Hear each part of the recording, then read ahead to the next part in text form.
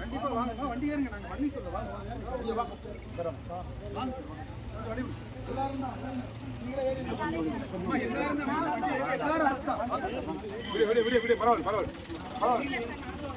எல்லாரும் மைவி3 சார் என்ன பேச விடுங்க. மைவி3 60 வாழ்க்கை சார் இருங்க சார், இருங்க சார்.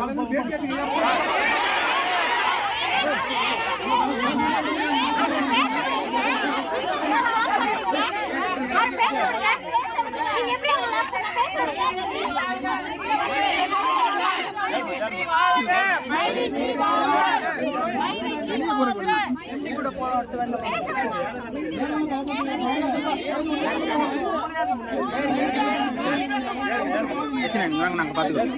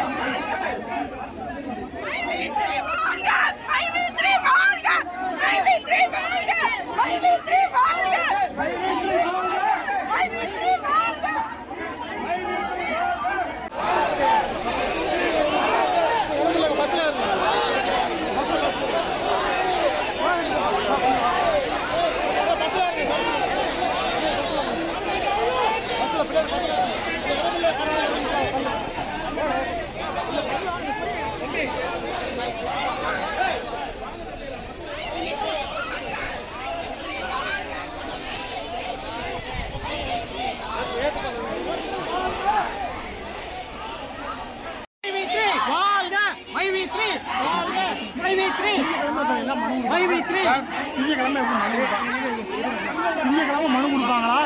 சார் நீங்க அரஸ்ட் ஆயிட்டீங்க. ஆமா, இப்போ அப்ப நீங்க எல்லாத்துக்கும் தெரியும். நான் வந்து அடுத்த பாத்துக்கலாம். மக்கள் என்ன பண்றாங்கன்னு பாக்கலாம். அரஸ்ட் நான் தவிர்க்க சொல்லுவேன், ஆனா அதுக்கப்புறம் நான் பொறுப்பு இல்லை. நான் தவிர்க்க சொல்லுவேன்.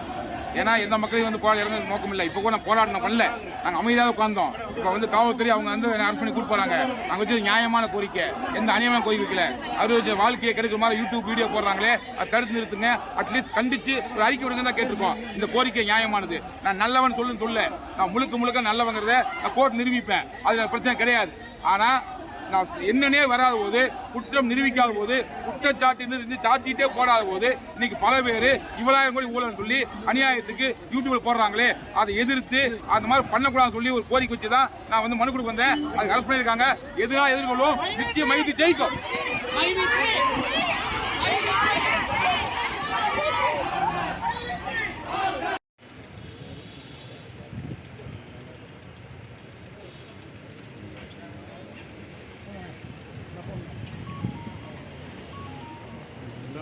ஆனங்கட்டிக்கு தாண்டி வந்தது.